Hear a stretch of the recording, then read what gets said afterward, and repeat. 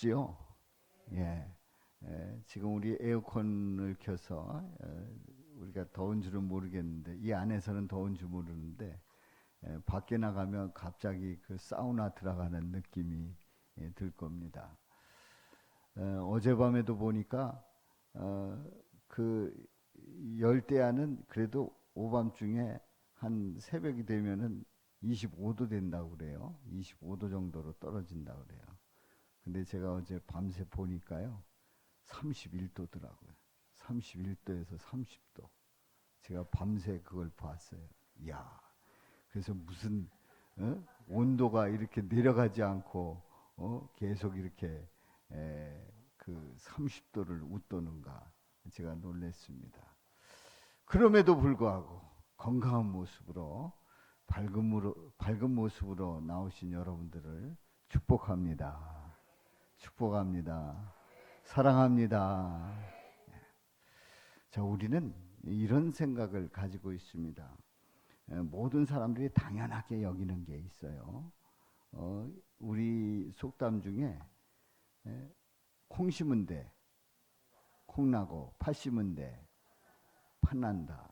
이거 속담인데 아주 명언이고 진리입니다. 아니 콩 심은 데 콩나고 팥 심은 데 팥나지요. 자, 그런데 우리가 말해요. 어떤 원인이 있으면 결과가 있다는 거예요. 그래서 잘못한 일이 있으면 거기에 대한 벌을 받게 되고 잘한 일이 있으면 상을 받는다는 거예요. 이 말을 그 한자어로 사자성어로 표현하면 인과응보라고 그러죠. 인과응보. 한 일에 대해서 그대로 보응을 받는다는 거예요. 자, 우리는 이런 생각을 평소에 가지고 있고 인과응보의 그 모습을 보면 우리 마음이 후련해지고 당연하게 그렇게 될 것이라고 생각을 합니다. 뭐 이 인과응보라고 하는 이것에 대해서 우리는 그렇게 확신하고 있고 또 그것을 인정하고 살아갑니다. 오히려 인과응보가 되지 않으면 우리는 고개를 갸우뚱하고 왜 그렇지? 그렇게 잘못했으면 큰 벌을 받아야 되는데 또 좋은 일 했으면 큰 상을 받아야 되는데 그러면서 우리의 사고 속에 그대로 묶여있는 우리의 모습을 보게 됩니다. 하나님께서 인간을 창조하실 때에 인간은 하나님께서 주신 그 지혜를 가지고 아주 폭넓게 생각을 합니다. 그런데 인간이 죄를 짓고 난 다음에 타락하고 인간의 그 머릿속에는 인간의 그 두뇌 안에서만 생각하는 나름대로의 그 생각의 범위가 정해집니다. 그러니까 타락하기 전에는 그 하나님께서 주시는 그 지혜와 그 이성을 가지고 정말 폭넓게 생각을 했어요. 그런데 타락한 이후에는 인간의 생각으로 딱 좁혀진 겁니다. 이렇게 좁혀진 인간들은 어떤 나름대로의 그 원칙이 있단 말이죠. 이게 이제 상식이에요. 바로 이 상식은 나름대로의 이성 가운데서 나타나는 그런 모습이고 이 상식의 열매가 바로 윤리라고 하는 거죠. 그래서 우리는 거기에 딱 고정돼 있어서 그렇게 되어야만 한다고 생각을 합니다.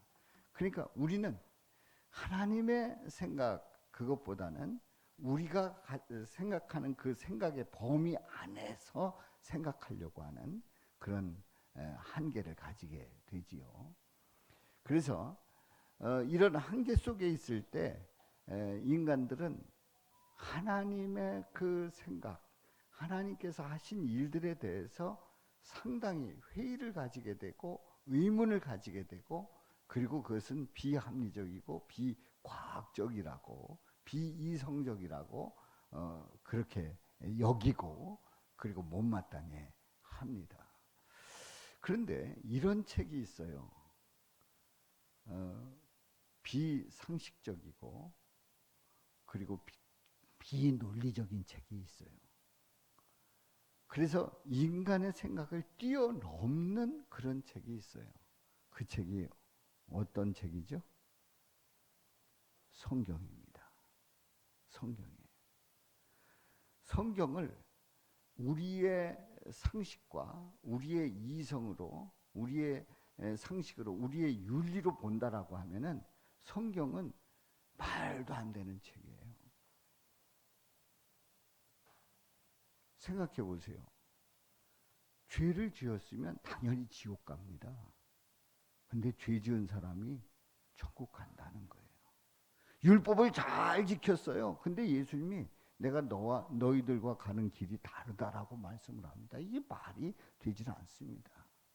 그런데 성경에서 말씀하고 있는 어떻게 보면 비상식적이고 또 비이성적이고 비논리적인 그런 성경, 특별히 욥기서를 보면서 우리 함께 왜 그런지, 그리고 그 의도 속에는, 그 이면에는 어떤 모습이 있는지 함께 은혜를 나누도록 합니다. 오늘 욥기서 1장 1절을 보았습니다. 근데 1장 1절 중에서도 상반절만 보도록 합니다. 우수 땅에, 다 같이 읽어봅니다. 시작. 우수 땅에 욥이라 불리는 사람이 있었는데, 우수 땅에 욥이라는 사람이 있었는데, 바로 욥이라고 하는 그 인물에 대해서 오늘 함께 은혜를 나누고, 욥기, 욥이 나오는 그 욥기에 대해서 오늘 전체적인 그 말씀을 나누도록 하겠습니다. 아마 여러분들이 교회 오실 때 요한계시록 생각하면서 오늘은 또 어떤 말씀일까, 이런 나름대로의 기대를 가지고 또 나름대로 요한계시록의 그 말씀에 대해서 궁금했던 그런 마음을 가지고 왔는데, 갑자기 욥기서를 보게 되니까 이건 또 뭔가 하는 생각이 들 수도 있겠어요. 욥기서를 보는 이유는 우리가 한여름밤 기도회 때에 바로 예수 고난 욥기서에 대한 말씀을 함께 은혜를 나누려고 합니다. 바로 그 전에 2주 동안 2주에 걸쳐서 욥기서에 대한 말씀을 담임 목사가 먼저 선포를 하고요. 그리고 이제 한여름밤 기도회에 5분의 목사님이 오셔서 이제 욥기서에 대해서 그 전체를 5 분량으로 나누고 그리고 함께 은혜를 나누고자 합니다. 그래서 욥기서를 본다는 것을 먼저 말씀을 드립니다. 자, 이 우수 땅에 욥이라고 하는 이 사람이 있었는데, 이 욥은 어떤 사람이었냐면 동방에서 가장 훌륭한 자라고 하나님께 칭찬받은 자예요. 하나님으로부터 칭찬받은 자입니다. 참으로 훌륭한 이 욥을 보게 됩니다. 근데 욥이 어느 정도로 순수하고 깨끗하고 그리고 하나님 뜻대로 살려고 노력했는지, 자녀들이 10남매를 뒀는데 아들이 7이고 딸이 3이에요. 그래서 10남매를 뒀는데 10남매가 생일잔치를 하거나 또 모여서 회식하고 또 모여서 함께 어울렸을 때에 이 욥은 번제를 드립니다. 번제를 드려서 그 죄를 씻습니다. 아니, 형제들이 모여서 함께 어울려서 그 잔치를 했는데 무슨 죄를 그렇게 지었겠어요? 그런데 그 상황 속에서 지을 수 있는 그 죄가 있다는 걸 전제로 해서 이 욥은 제사를 드리면서 정결하게 했던 그런 욥의 모습을 봅니다. 그러니까 욥이 얼마나 열정적인지, 그리고 욥이 얼마나 그 하나님에 대한 그 사랑으로, 믿음으로 가득 찼는지를 그 모습을 통해서 알 수가 있습니다. 그런데요, 이 욥이 이렇게 하나님을 잘 믿고 또 재산도 많고 그리고 그 누가 보기에도 이 욥은 인정받을 만하고 그리고 뭐 소와 나귀, 양 이런 가축들을 많이 기르는 가운데 종들도 많았어요. 그러니까 이 욥이 얼마나 덕스러운 사람이었는가 하는 것도 짐작해 볼 만합니다. 그런데 이제 하나님께서 이 욥에 대해서 칭찬을 합니다. 욥처럼 온전하고 정직하고 하나님을 경외하고 악에서 떠난 자가 없다. 그 얘기를 할 때 사탄은 그 얘기를 딱 듣고 하나님께서 인정한 욥에 대해서 말씀하신 그 말씀을 듣고 사탄은 이런 이의를 제기합니다. 인간이 이유 없이 하나님을 경외할까요? 과연 그럴까요? 이유 없이 정말 순수하게 하나님을 경외할까요? 이런 질문을 던지는 거예요. 다시 얘기해서 인간이 이유 없이 하나님을 경외할 수 없다라고 하는 그 얘기는 만일에 욥이 가지고 있는 그 많은 재산을 빼앗는다고 하면 그 소유를 빼앗는다고 하면 아마도 이 욥은 하나님을 욕할 겁니다. 이런 얘기예요. 그런데 하나님은 거기에 대해서 인정하지 않습니다. 근데 사단은 이런 욥에 대해서 시험하기를 원합니다. 하나님께서 생명을 건드리지 않는 것을 전제로 해서 한번 시험해봐라 하는 거지요. 그래서 이제 이 욥의 가정에 재난이 닥치기 시작합니다.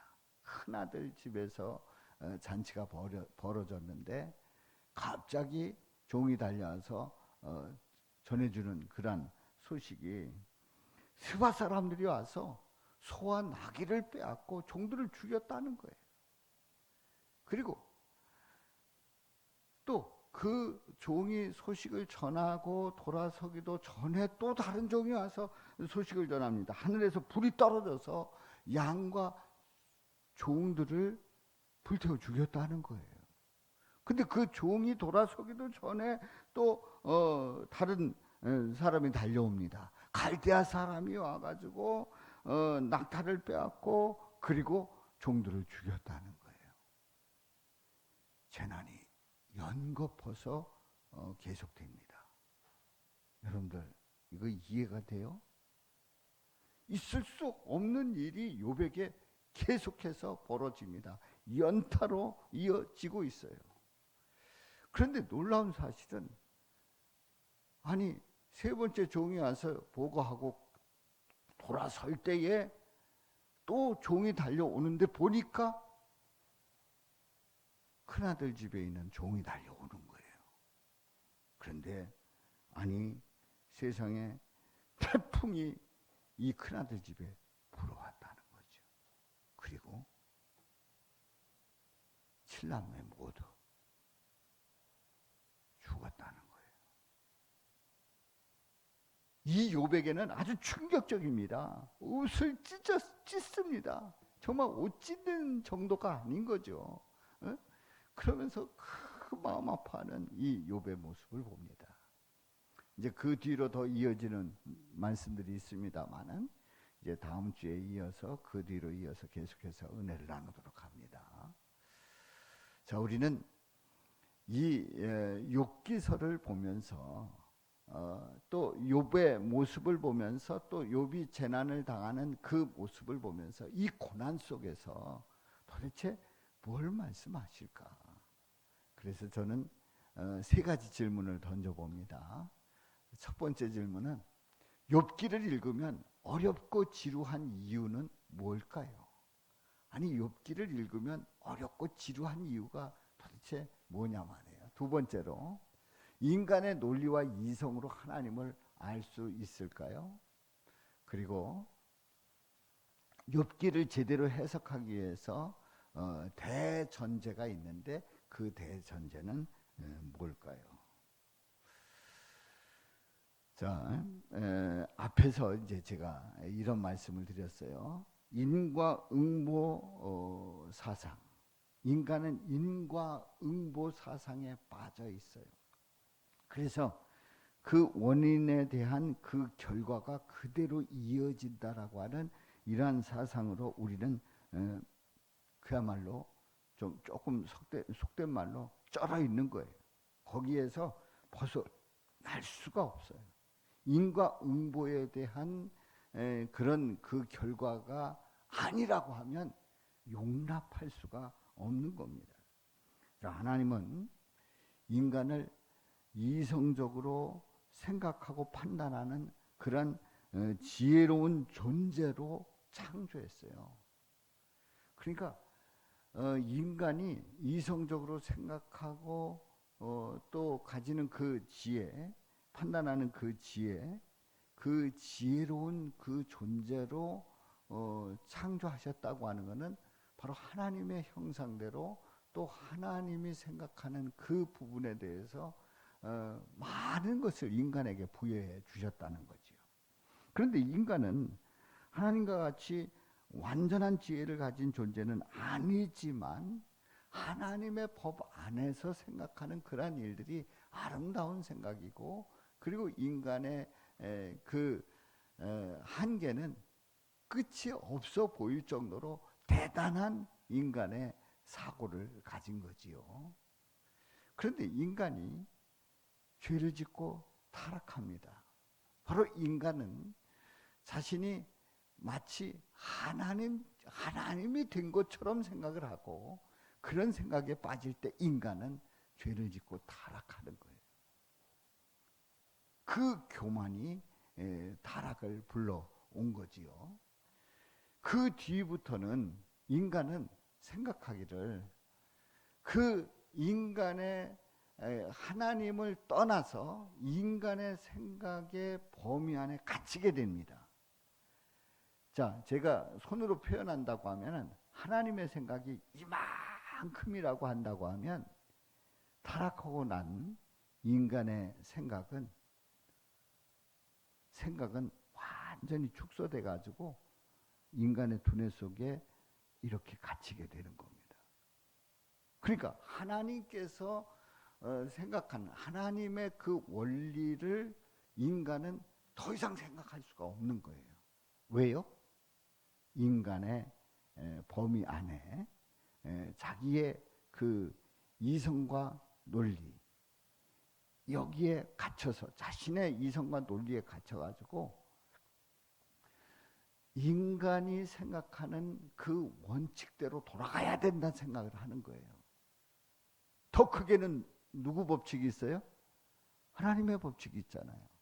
근데 그 하나님의 법칙, 하나님께서 이루시는 그 일들을 생각하지 못하고 인간의 생각으로만 딱 굳히게 되니까 인간이 생각하는 그런 나름대로의 논리가 있단 말이죠. 그게 상식이에요. 상식 안에 갇히게 됩니다. 상식 안에 갇히게 되니까 어떤 생각을 하게 되냐면, 그러면서 나름대로의 그 삶의 도리를 만들었어요. 그게 윤리예요. 상식과 인간이 생각하는 그 상식과 윤리 안에서만 세상을 보게 돼 있는 거예요.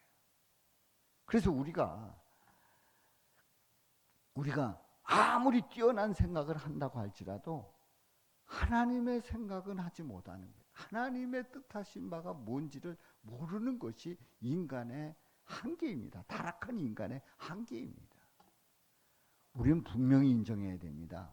아무리 내가 뛰어나고 아무리 내가 과거의 경험과 또 뭐 공부했던 그런 결과에 의해서 또 나름대로의 살아온 인생의 그 여정 속에서 인생의 연륜 속에서 느꼈던 그런 논리가 아무리 정연하고 그리고 확신을 가졌다고 할지라도 누구 생각보다 못하다고요? 하나님의 생각보다 못한 거예요. 못한 거예요. 거기에 같이 맺히게 되는 인간의 연약한 그 모습을 우리는 인정하지 않을 수가 없단 말이지요. 자, 첫 번째 질문이에요. 욥기를 읽으면 어렵고 지루한 이유는 무엇입니까? 욥기를 읽으면 어렵고 지루한 이유. 여러분들 욥기를 1장부터 42장까지 아주 은혜롭게 신나서 재미있어가지고 읽어보셨어요? 저는요, 목사임에도 불구하고 욥기서를 읽으면 1장, 2장은 그 나름대로 욥의 인내, 욥이 하나님을 바라보는 그 마음, 그게 그대로 느껴져서 참 은혜가 되고, 그랬다가 이제 3장부터 읽게 되면 이게 도대체 3장부터 읽을 때에 욥이 자기는 죄가 없다는 거예요. 그런데 친구들은 왜 이 고난을 당했겠냐? 이 고난 당한 이유가 있다. 고난당한 이유가 있다. 그게 뭐냐? 죄다. 내가 죄를 얼마나 지었길래 이 지경이 됐느냐? 이런 얘기를 합니다. 계속 욥은 고집을 부리고, 욥은 난 죄 지은 거 없다고 고집을 부리고, 그리고 친구들은 너는 죄를 지었다고 하고, 이게 계속 반복되는 거예요. 그야말로 3장부터 41장까지 말이죠. 계속 이어지는 이 말씀을 보면서 아주 재미도 없고, 뭐 그냥 그 얘기가 그 얘기인 것 같고, 그런 성경이 욥기예요. 자, 그래서 1장과 2장은 그리고 42장은 그야말로 그 글이 쫙 이렇게 전개가 되잖아요. 그런데 3장부터 41장의 말씀은 42장 6절까지의 말씀을 보게 되면 이거는 그 웅문으로 돼 있어요. 단식에서 시의 형태를 띄었어요. 그래서 그 운율적인 그런 그 말씀이 계속 이어지게 되는데 그게 반복된단 말이죠. 그러니까 이 말씀이 정확하게 뭘 얘기하려는지를 잘 모르겠단 말이죠. 그리고 거기에 대해서 그것도 한 서너 장만 되면 그런가 보다 하는데 계속해서 반복되고 있단 말이죠. 3장부터 41장까지. 그러다 보니까 지루하게 생각을 하고, 그리고 3장부터 41장까지는 우린 읽을 필요가 없다 생각을 하고 1장, 2장 읽고 그 다음에 어디로 가요? 맨 뒤로 가서 42장을 읽는. 그리고 욥기서를 어떻게 했다고요? 다 읽었다고. 그렇게 체크를 한단 말이지. 여러분들이 대답을 하시는 거 보니까 여러분들도 전과가 있는 것 같습니다. 그 욥기서가 참 어려운 말씀이에요. 아니, 요한계시록도 어렵다고 하더니 또 어렵대는 또 욥기서를 보는 건 또 뭔가. 이번 한여름밤에 아니 그 어렵대는 욥기서를 하필이면 욥기서를 가지고 은혜를 나누자고 하는데 과연 그럴까요? 그럴 수 있습니다. 여러분들 참여해 보십시오. 큰 은혜가 될 줄로 믿습니다. 자, 우리는 인내가 필요한 이 욥기서를 보면서 우리가 욥기서를 잘 몰랐는데 이번 8월 한 달이 가기 전에 욥기서에 대해서 쫙 꿰뚫는 역사가 일어날 줄로 믿습니다. 자, 두 번째 질문이에요. 인간의 논리와 이성으로 하나님을 알 수 있습니까? 하나님을 알 수 있을까요? 자, 기독교인들에게 이렇게 묻습니다. 당신은 하나님이 누구신지 아십니까? 하나님이 누구신지 아십니까? 그러면 나름대로 하나님은 이런 분이다라고 말씀하실 거예요. 하나님은 인자하신 분이고, 뭐 성실하시고, 의로우시고, 또 심판하시면서 또 주권자이시고 또 영원하시고 전지전능하시고 무소부재하신 하나님, 뭐 이런 상식적인 그런 하나님에 대해서 나름대로 여러분들이 말씀하실 수 있습니다. 자, 그런데요, 우리가 하나님에 대해서 나름대로 아는 지식들이 있어요. 그래서 우리는 이럴 수가 있습니다. 우리가 지식과 정보를 통해서, 학습과 이성적인 사고를 통해서 습득해서 하나님을 알 수가 있어요. 또 세상의 지식을 우리가 그 머릿속에 넣게 되고요. 이걸 가지고 일반 계시라고 말합니다. 무슨 계시라고요? 일반 계시. 다 같이요. 일반 계시. 예. 시작. 일반 계시. 예. 지식과 정보를 통해서, 학습과 이성적인 사고를 통해서 습득하는 거예요. 하나님도 그렇게 알 수 있어요. 그리고 성경을 쭉 보다 보면, 그리고 컴퓨터로 뭐 하나님, 또 사랑, 뭐 믿음 해서 키워드를 치면 거기에 대한 그 말씀들이 나오면서 그 말씀들을 보면서 하나님은 이런 분이다, 하나님은 사랑이시다라고 하는 그런 그 결론을 내릴 수가 있습니다. 일반 계시를 통해서요. 그런데 하나님을 알아가는 데는 일반 계시로 알 수가 없어요. 바로 특별 계시로 알아가게 됩니다. 인간의 논리와 이성을 뛰어넘은 하나님에 대한 지식, 그것이 바로 특별 계시예요. 이것은 인간의 논리와 이성, 그래서 인간의 생각으로 하나님을 생각했더니 하나님이 이런 분이다, 아니에요. 그걸 뛰어넘는다 말이죠. 뛰어넘는다 말이에요. 그래서 이 특별 계시는 성경을 통해서 보여주셨어요. 성경. 하나님께서 하나님이 인간을 구원하시겠다고 하는 그 구원의 역사를 성경에 기록해서 우리에게 전해주셨어요. 바로 성경은 특별 계시인 줄로 믿습니다. 그러니까 성경을 보면 그것이 하나님의 특별 계시라는 걸 알 수가 있어요.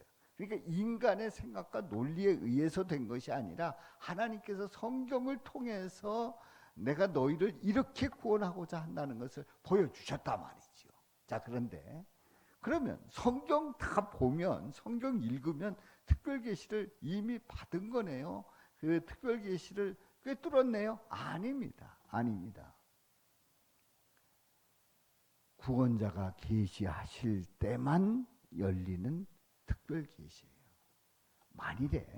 만일에 성경을 머리가 좋은 사람이 또 어떤 글을 전공하고, 그리고 거기에 대해서 전체 요약을 잘하는 사람이 성경을 쫙 읽고 나가지고 하나님은 이런 분이다, 또 이 세계 역사는 이렇게 전개된다라고 하는 것을 성경에서 찾았다, 그러면 그분은 특별 계시를 받았는 거 아니에요. 구원자가 계시하실 때만 열리는 것이 특별 계시인 줄로 믿습니다. 다시 얘기해서 우리 예수님께서 나에게 들어오셨어요. 내 안에 오셨단 말이죠.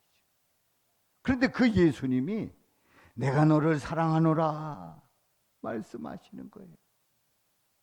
내가 너를 사랑하노라 말씀하시는 거예요. 내가 너를 구원하였다. 내가 너를 자녀 삼아 주셨다. 자녀 삼아 주었다 라고 말씀하시는 그 감동 속에서, 주님, 나 같은 죄인이 이렇게 구원받아 하나님의 자녀가 될 수 있습니까? 라고 하는 그 고백을 할 때에 구원자 되시는 분이 특별히 열어주신 줄로 믿습니다. 뭐가 됐다고요? 누가 됐다고요? 하나님의 자녀가 되었다고. 구원받은 하나님의 자녀가 되었다고. 예수님이 나의 죄를 씻어주셨음을 고백하게 하고, 그리고 내가 주님의 그 은혜로 하나님의 자녀가 되었다고 하는 그 감동, 그 감동은 머리 좋아서 되는 게 아니에요. 성경을 그냥 본다고 해서 되는 게 아닌 거예요. 바로 우리의 구원자 되시는 예수님이 우리의 마음을 열어 주셨기 때문인 줄로 믿습니다. 우리를 만져주셨기 때문인 줄로 믿습니다. 내 안에 들어오셨기 때문인 줄로 믿습니다. 확신합니까? 바로 그런 은혜가 함께 하시기를 주님의 이름으로 축원합니다. 그래서 성경은 구원자가 계시하실 때만이 열리는 특별 계시란 말이죠. 자, 이렇게 우리 하나님은 시대마다 사람을 통해서 보여주십니다. 세상에 죄가 관영할 때에 하나님께서는 쓸어버리겠다 말씀하시고 노아에게 방주를 짓게 합니다. 방주를 지어서 방주 안에 들어오는 자는 구원하시겠다는 거예요. 하나님께서 노아를 통해서 세상의 죄가 관영했음을 한탄하시고, 그리고 노아를 통해서 구원의 방주를 짓게 하고 구원의 방주를 통해서 구원의 역사를 이루어 가시겠다고 하는 것을 나타내 보이셨단 말이죠. 아브라함 때에 우상을 섬기던 이 아브라함에게 하나님께서 나타나셔서 바로 이 자손을 통해서 메시아가 오신다는 것을 말씀하셨단 말이에요. 이스라엘 백성들이 애굽의 종로를 탈 때에 이 이스라엘 백성들을 구원하시기 위해서 누구를 쓰셨어요? 모세를 쓰셨단 말이죠. 우리 하나님께서는 나타내 보이시는 줄로 믿습니다. 성경에 구원받은 인물들을 통해서 우리 하나님께서는 그 뜻을 전하셨고, 그리고 예수님을 예표하신 줄로 믿습니다. 우리 예수님 때에는 말도 못하는 어둠 가운데 있었어요. 왜냐하면 우리 예수님 오실 때에 그 당시에 이스라엘 사람들은 철저하게 율법과 계명이면 구원받는다고 생각을 했어요. 그래서 율법과 계명이면 나는 구원받을 수 있다고 생각하고, 그리고 그 열정적으로 율법과 계명을 지키고, 그리고 나는 이렇게 안식일을 지키고 11조를 드리고 이렇게 기도합니다 하는 바리새인이 등장하고, 그리고 그런 사람이 구원받는 줄 알았단 말이죠. 그런데 그 어두운 바로 그 시대에 우리 예수님이 보여주셨어요. 예수님이 자신을 나타내 보여주셨단 말이죠. 그래서 자신을 계시합니다. 어두운 시대에 자신을 계시하는 거예요. 우리 예수님을 나타내 보이셔서 우리를 얼마나 사랑하시는지, 그리고 우리 영원히 죽을 수밖에 없는 우리를 위해서 우리 예수님은 기꺼이 자신을 내어 주시고, 그리고 그 십자가에서 그 모든 죄를 다 사해 주시고 다 이루었다 말씀하시는 대역사를 이루신 줄로 믿습니다. 우리는 어쩌면 성경을 모르면서도 다 안다고 생각하는 우리들은 아닐까요? 성경을 보면서 성경 나는 몇 번 읽었어. 나는 몇 번 읽었어. 나는 10독, 20독, 30독, 100독을 했어. 100독한 사람이 어떤 일 한 줄 알아요? 신천지를 만들었어요. 100독 해가지고. 다 안다는 거예요. 성경 다 안다는 거예요. 성경 다 안다고 하면서도 엉뚱하게 나가는 거예요. 성경 다 안다고 하는데 진짜 알아야 되는 구원자 예수님을 모르기 때문에 신천지를 만들고 또 자기만의 세계 속에 빠져서 자의 그 고집 속에서 완전히 얽매여 있는 신앙생활을 하는 그런 분들이 의외로 많단 말이지요. 사랑하는 성도 여러분, 우리 예수님은 놀랍게도 예수님이 나타내 보여주시기를 원하셔요. 계시해 주시기를 원하신단 말이에요. 바로 우리에게 요한계시록을 통해서 예수님을 보게 하시고 또 욥기를 통해서 예수 그리스도를 보게 하시는 것은 우리에게 큰 은혜인 줄로 믿습니다. 예수님을 보여주신 줄로 믿습니다. 보여주시고 계신 줄로 믿습니다. 우리는 그 은혜 속에서 말씀을 듣고 우리는 이 말씀을 통해서 결단하고 또 그 은혜를 확실히 붙잡고 나가시기를 주님의 이름으로 축원합니다. 세 번째 질문입니다. 욥기를 제대로 해석하기 위한 대전제는 무엇입니까? 자, 욥기를 제대로 해석하려고 하면은 대전제가 있어요. 근데 두 가지 전제가 있습니다. 두 가지가 있는데 첫째는 성경은 대전제로 풀어야 된다는 거예요. 대전제로. 자, 성경은 대전제로 풀어야 되는데, 자, 그러면 이 성경은 계시자가 가르쳐 주지 않으면 풀리지 않는다는 대전제예요. 자, 성경은 누가 가르쳐 줘야 된다고요? 계시자가 가르쳐 줘야 된다는 거예요. 그렇지 않으면 풀리지 않는다는 대전제예요. 성경 공부 잘하는 사람이 성경 많이 읽은 사람이 아니에요. 예수님이 풀어주지 않으면 모른단 말이에요. 자, 두 번째로 인간을 구원하기 위해서 이 땅에 오신 분이 성경의 대전제란 말이에요. 인간을 구원하기 위해서 이 땅에 기꺼이 하늘 보좌를 버리고 내려오신 그분이 성경의 대전제가 되는 줄로 믿습니다. 그래서 하나님이 누구신지 정확하게 가르쳐 주시는 누구예요? 예수 그리스도. 예수 그리스도란 말이죠. 성경의 대전제는 누구라고요? 예수님. 할렐루야. 성경의 대전제는 누구라고요? 예수님. 우리 예수님이 성경의 대전제가 되기 때문에 성경은 누구로 풀어야 된다고요? 예수님으로 풀어야 정확하게 보게 될 줄로 믿습니다. 자, 두 번째 성경은 이중 구조로 해석해야 됩니다. 어떤 구조로요? 이중 구조예요. 단순하게 보면 안 된다. 이중 구조로 해석해야 된다 하는 거예요. 자, 이중 구조로 해석한다는 게 뭐냐 하는 거예요. 욥기의 겉모습만 보면 시라고 하는 그 장르로 접근하게 됩니다. 그러니까 문학적인 접근을 하게 되는 거지요. 그런데 거기서 끝나지 않아요. 욥기는 일반 계시가 아니라 특별 계시예요. 욥기는 일반 계시가 아니라 무슨 계시라고요? 특별 계시. 누가 열어 주셔야 된다고요? 예.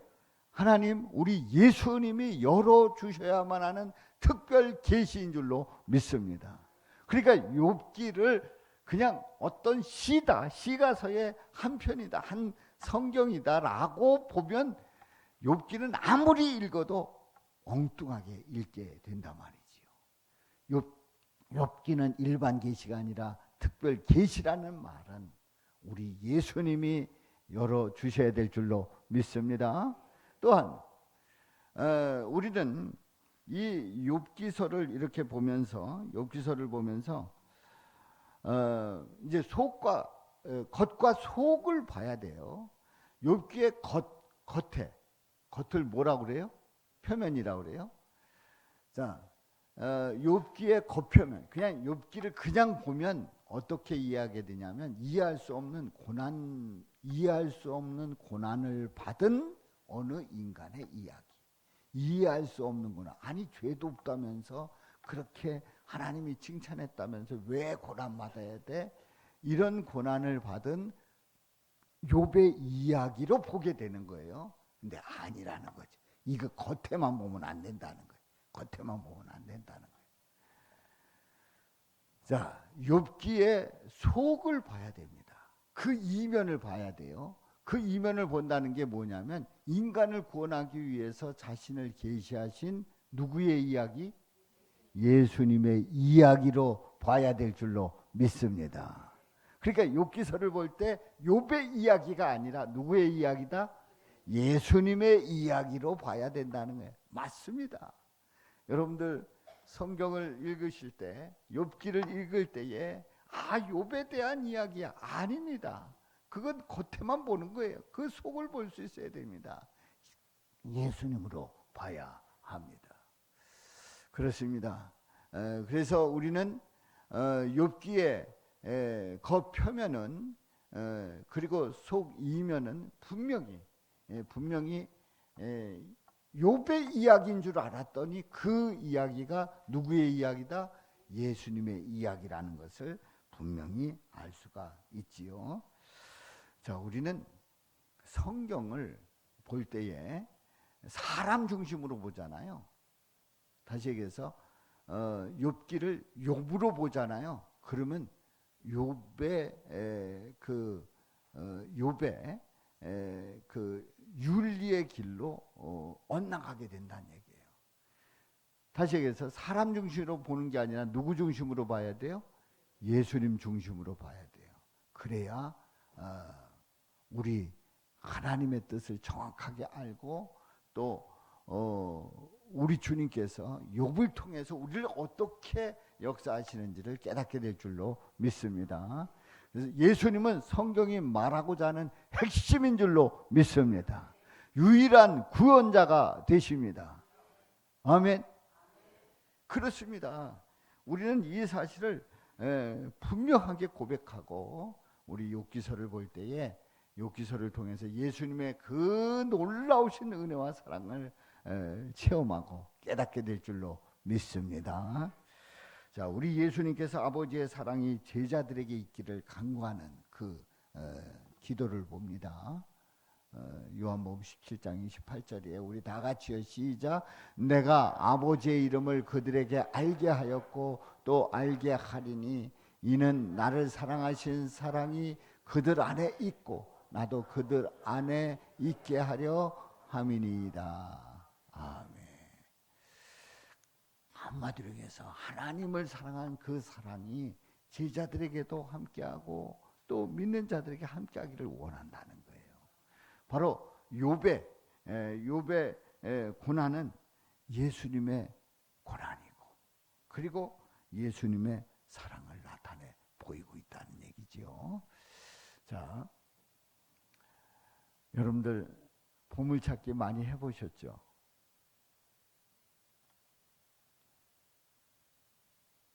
다시요.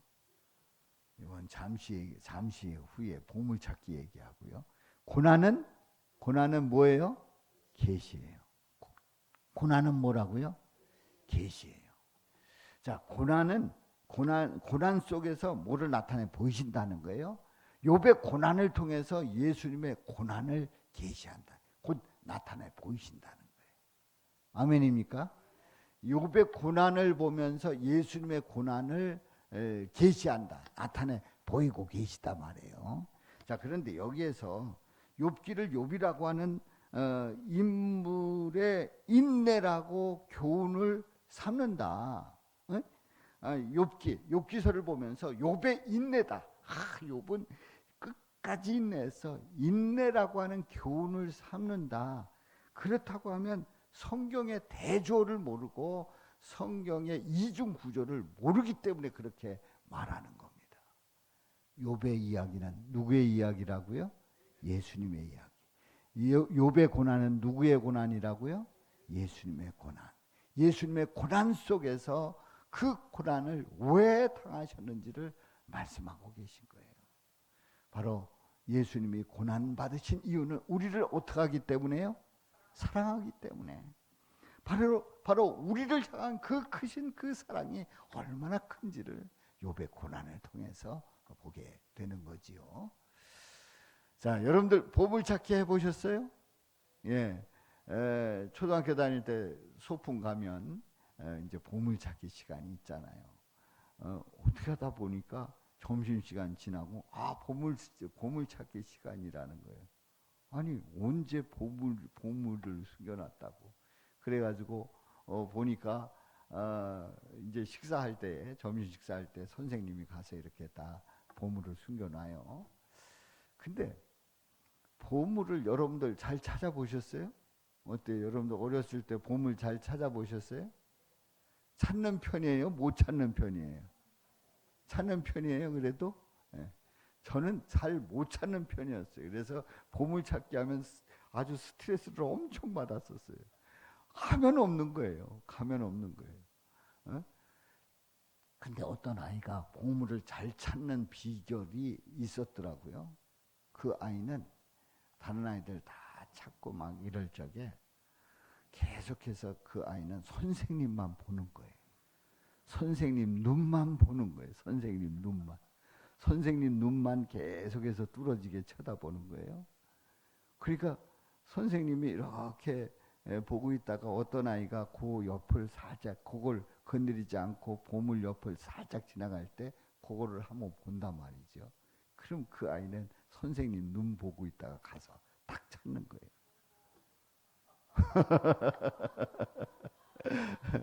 누구를 바라봤다고요? 선생님만 바라봤다는 거예요. 우리가 성경을 보면서 성경의 보물을 찾으려면 누구 바라봐야 돼요? 예수님 바라봐야 돼요. 사랑하는 성도 여러분, 오늘 욥기서에 대해서, 욥기에 대한 말씀, 욥기가 왜 어려운지, 또 욥기가 도대체 뭘 말씀하고 있는지, 뭘 대전제로 하는지, 이런 말씀을 우리가 함께 나눴어요. 그런데요, 사랑하는 성도 여러분, 오늘 이 말씀을 듣고 그러므로 우리는 누구를 바라봐야 돼요? 예수님을 바라보고 나가시기를 주님의 이름으로 축원합니다. 어떤 상황에 있든지, 어떤 처지에 있든지, 어떤 역경 속에 있든지 상관없어요. 누구만 바라보면 돼요? 예수님만 바라볼 때에 그 예수님을 통해서 깨닫게 되고, 또 예수님께서 우리의 길을 가르쳐 주시고 우리로 하여금 승리하게 하시는 줄로 믿습니다. 이런 은혜가 함께 하시기를 주님의 이름으로 축원합니다.